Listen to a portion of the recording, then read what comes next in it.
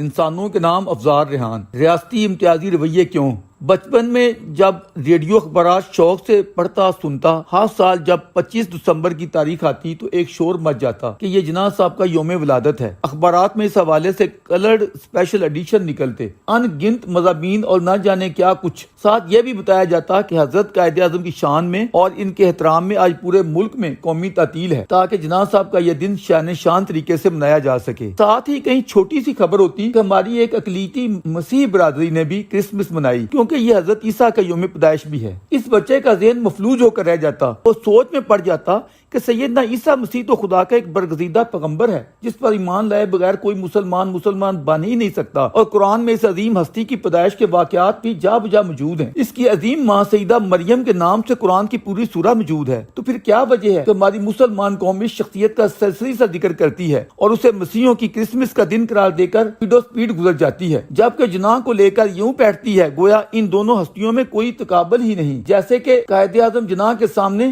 عیسیٰ نبی کی کوئی حیثیت ہی نہیں۔ اس سے پہلے پرائمری کی ابتدائی کلاسز میں جو کچھ اس مسکین یتیم بچے کو پڑھایا گیا تو اس کے احساسات پر کیا گزری، شاید بات کی یہ کیفیات وہ لفظوں میں بیان کرنے سے قاصر رہے۔ اس معصوم لیکن ذہین بچے کو جب اسکول کی ابتدائی کلاس میں یہ پڑھایا گیا اور تواتر کے ساتھ رٹایا گیا کہ یہ دنیا تو اللہ رب العالمین نے بنائی ہے، اور ساتھ ہی اگلے پیریڈ میں یہ پڑھایا جاتا کہ یہ ہمارا پیارا سبز و شاداب خوبصورت پاکستان قائد اعظم محمد علی جناح نے بنایا ہے، تو یوں لگتا کہ باقی دنیا تو خدا نے بنائی ہے، لیکن ہماری اس پاک سرزمین کا خالق قائد اعظم جناح ہے۔ لٹرلی ایسے الفاظ کا چناؤ کیا جاتا کہ اقبال مصور پاکستان ہے جبکہ جناح خالق پاکستان ہے۔ کسی استاد یا استانی کو سلیبس سے ہٹ کر یہ واضح کرنے کی کبھی ضرورت ہی محسوس نہ ہوئی کہ دونوں خالقوں کی تخلیق میں فرق کو بچوں کے معصوم اذہان میں واضح کرے۔ یہ تو بڑے ہو کر مزید پڑھتے ہوئے سمجھ آئی کہ خدا کی اور جناح کی تخلیق میں کیا فرق ہے، ورنہ بہت کم سن بچہ یہی سمجھتا یا محسوس کرتا رہا کہ جس نے دنیا بنائی ہے وہ بڑا خدا ہے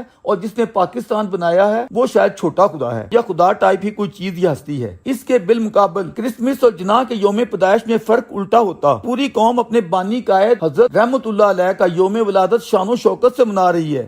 اس سلسلے میں ان گنت تقریبات کا انعقاد بھی کیا جا رہا ہے۔ ان کے مزار پر تبدیل ہونے والے چاقو چوبند مسلح دستے پریڈ مارچ کرتے ہوئے سلامی بھی پیش کر رہے ہیں، پھولوں کی چادریں بھی چڑھائی جا رہی ہیں، جبکہ کرسمس تو ایک غریب کمزور میلی سے کرسچن کمیونٹی کا ایسا تہوار ہے جس کی خبر بھی سنگل کالمی چھوٹی سی کسی کونے میں لگی ہوتی۔ آج کوئی ہے جو معصوم بچوں کی نفسیات کو سامنے رکھتے ہوئے ان کی سوچوں میں اٹھنے والی ان الجھنوں کا جائزہ لے سکے؟ آج اتنے طویل برسوں پر محیط اسٹڈی کے بعد وہی درویش اپنے دانشورانہ قوم کی خدمت میں یہ سوال رکھنا چاہتا ہے کہ تم لوگوں کو معصوم بچوں کے ذہنوں کو کنفیوز کر کے کیا ملتا ہے؟ باتیں اور بھی بہت ہیں۔ اسلامیات کے پیریڈ میں جو کچھ پڑھایا جاتا ہے، جس طرح اسلام کو دنیا کا واحد سچا مذہب اور دیگر تمام کو جھوٹے اور باطل مذاہب بتا یا پڑھا کر اپنی نئی نسلوں کے ذہان میں زہر کیوں انڈیلتے ہو؟ یہیں سے درویش کے ذہن میں یہ سوال ابھرتا کہ پاکستان دیگر ہم عصر ریاستوں کی طرح ایک قومی ریاست ہے یا ریاست مدینہ کے پیٹرن پر ایک مذہبی یا اسلامی ریاست؟ جو لوگ اسے قومی ریاست منوانے پر تلے بیٹھے ہیں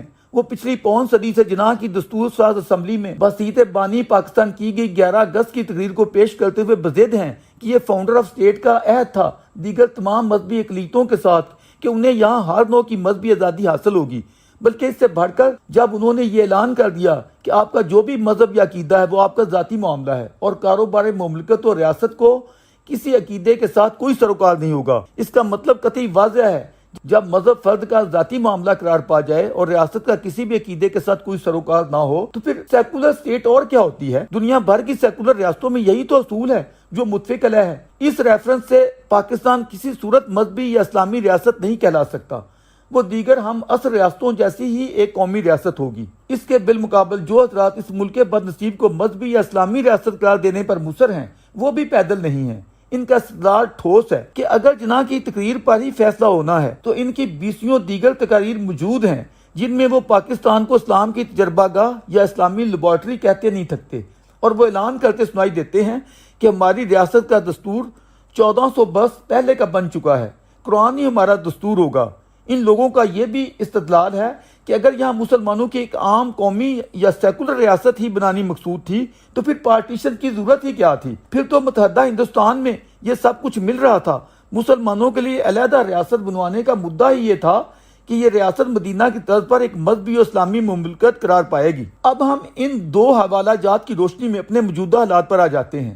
اگر تو پاکستان ایک مذہبی اور اسلامی ریاست ہے جس کے لیے دلائل زیادہ قوی ہیں، تو پھر یہ بتایا جائے کہ اس میں جناح کی اپنی حیثیت کیا رہ جاتی ہے۔ کسی خالص اسلامی ریاست میں خلیفہ یا امیر کی گدی پر کیا وہ شخص براجمہ ہو سکتا ہے جسے اسلام کی ابجد کا بھی علم نہ ہو، اور بقول مولانا مودودی جس کے کریکٹر میں خوردبین سے بھی اسلام کی چھینٹ یا رمق بھی نہ ڈھونڈی جا سکتی ہو؟ کسی ایسی ریاست میں جناح کو قوم کا امام یا امیر بنانا تو دور کی بات، کسی محلے کی مسجد کا امام بھی نہیں لگایا جا سکتا۔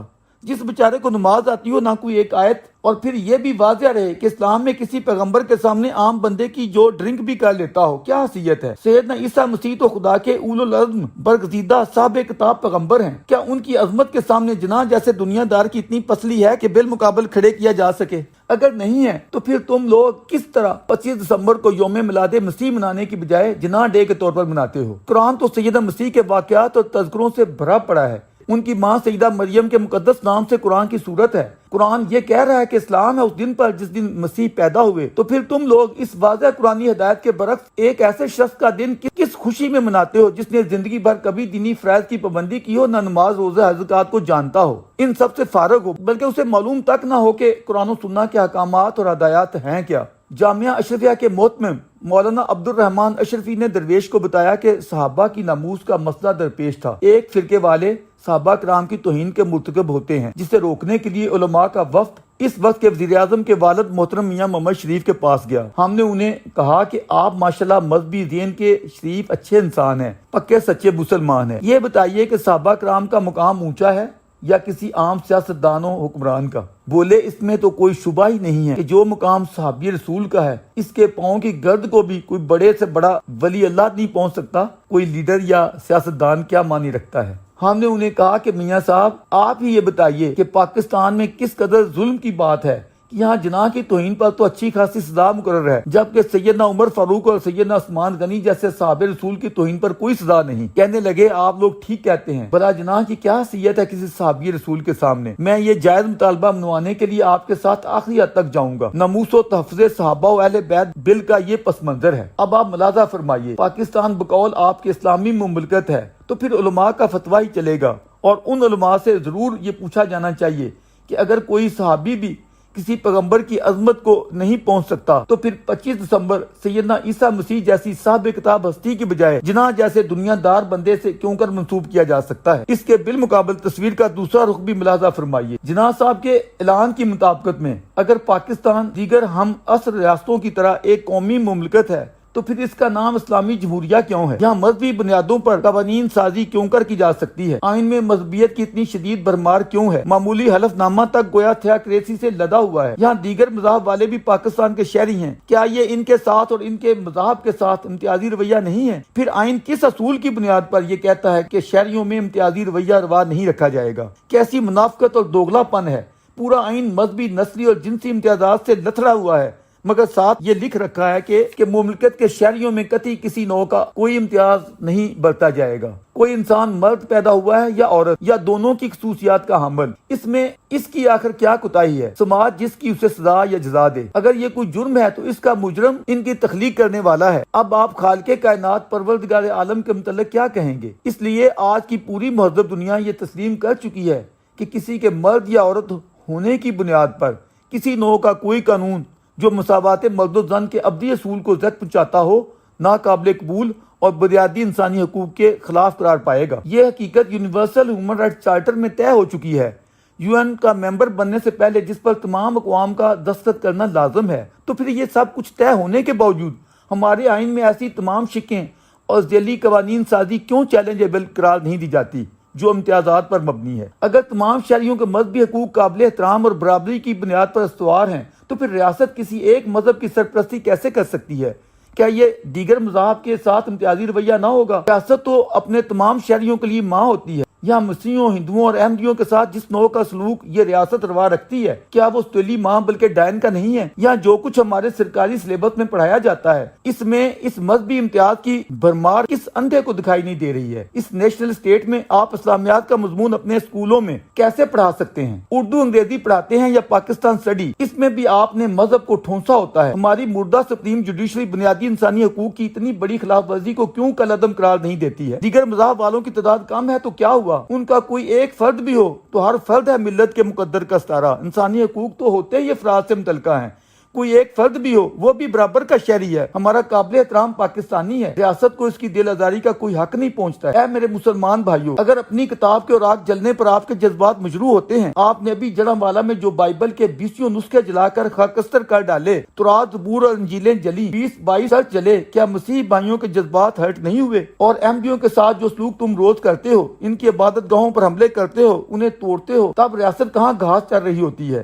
کیا وہ پاکستان کے مساوی حقوق رکھنے والے شہری نہیں ہیں؟ یہاں 9 مئی کے سانے کا بڑا سوگ ہے، حتیٰ کہ ہماری ریاست نے آئندہ کے لیے ہر سال اسے یوم سیاہ و سوگ کی حیثیت سے منانے کا اعلان کر دیا ہے۔ یہ کہ ہماری ملٹری تنصیبات یا شہداء کے مجسموں پر حملے ہوئے تھے جو ریاست برداشت نہیں کر سکتی، حالانکہ مجسموں کو ہمارے عام مسلمان لوگ بتوں کے معنوں میں لیتے ہیں اور ریاستی نظریہ بت شکنی پر استوار ہے۔ یہاں غزنوی میزائل کا نام اسی حرکت کو گلوریفائی کرنے کے لیے دیا گیا ہے۔ یہ کہ محمود غزنوی سومناتھ کے ہندو مندر پر حملہ کرتے ہوئے بھگوان کی مورتیاں توڑتا تھا اور نذرانے لوٹ کر لے جاتا تھا۔ جو بھی ہے، ہمارے شہداء کی مورتیاں یا مجسمے ہماری ریاست کے نزدیک مقدس ہیں۔ جنہوں نے ان کی توہین کی ہے، ہمارا ریاستی بیانیہ ہے کہ ہم انہیں نہیں چھوڑیں گے۔ اس پس منظر میں کور کمانڈر ہاؤس پر حملے یا جلاؤ گھراؤ کو نفرت انگیز قرار دیتے ہوئے قومی سطح پر یوں اجاگر کیا جا رہا ہے کہ ہر شعبہ حیات کے موجودین کو اس مقام مقدس کی توہین جیسی مکروہ حرکت دکھانے کے لیے پہم دورے کروائے گئے ہیں، اور پھر تقدس کو مزید بڑھاوا دینے کے لیے کور کمانڈر ہاؤس کو اچانک جناح ہاؤس کا نام دے دیا گیا ہے کہ دیکھو کتنا بڑا جرم ہوا ہے۔ پی ٹی آئی کے لونڈوں نے اپنے لیڈر طالبان خان کے بہکاوے میں آ کر